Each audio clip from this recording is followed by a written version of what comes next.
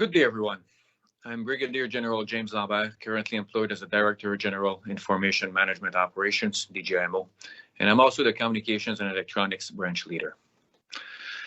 As you're all aware, the Canadian Armed Forces are in the midst of an institutional crisis as a result of many of its members being accused of misconduct, in particular sexual misconduct. Don't let anyone tell you otherwise or try to nuance this reality. Misconduct is happening within the CAF and DND every day.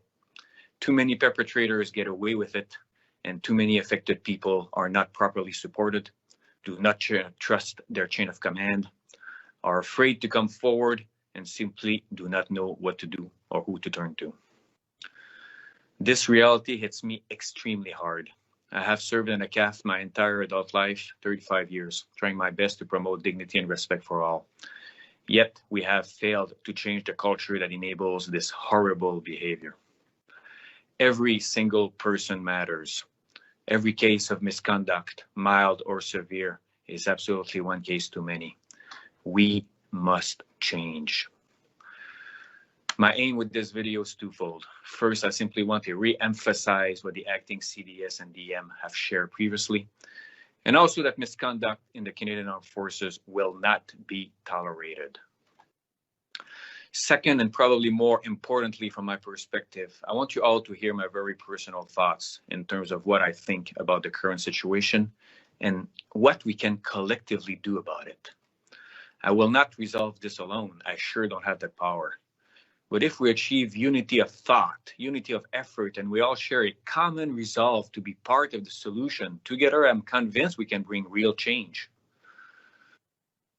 To echo what has previously been announced, the acting CDS and DM fully recognize the vital need for change. This is both about rebuilding your trust in leadership and rebuilding a defense team that is truly diverse, inclusive, and respectful of each and every one of its members. Two key measures are being taken at the highest levels to enable this change. First, a new Chief Professional Conduct and Culture organization has been created to lead cultural transformation and ensure that our behaviors and actions reflect our words.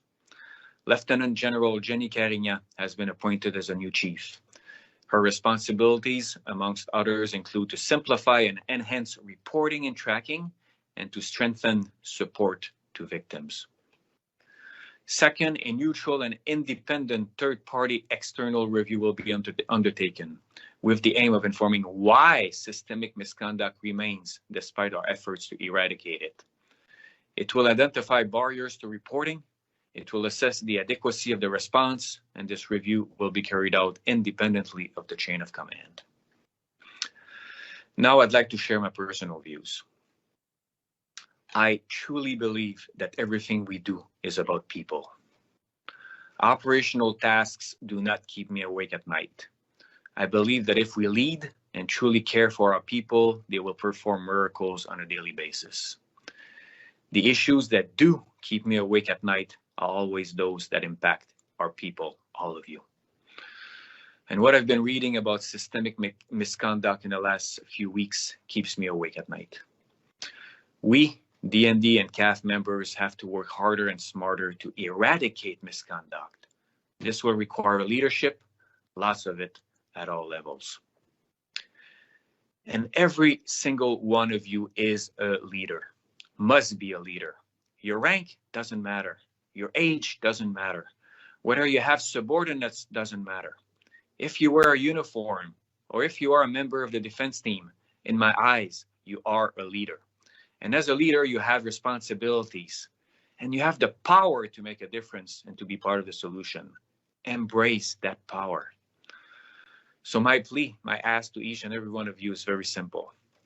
First, remember that everything we do is about people, and every person has a fundamental right to their dignity and respect.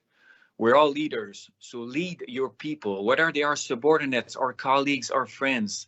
Care for them, stay positive. Every day make a difference in the lives of your people. Lead from the front by understanding the vital importance of dignity and respect, learning to recognize misconduct and showing initiative. Be visible. It's always okay to stand up for respect. I challenge each of you to never turn a blind eye to inappropriate behavior, even if it appears innocent. I challenge each of you to get involved, do something. If you do nothing, you are part of the problem. I challenge each of you to be part of the solution. And in our business, trust in the chain of command is critical. That trust has been damaged. The greatest thing we can do in this difficult time is to help restore that trust. This begins with listening to, respecting, and supporting the affected people. Be there for them. Remind them that they're never alone because it takes courage to report. Know where and to whom to report misconduct.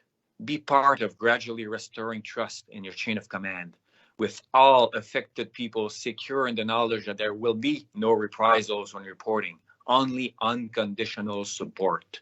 We owe this to each and every victim of misconduct.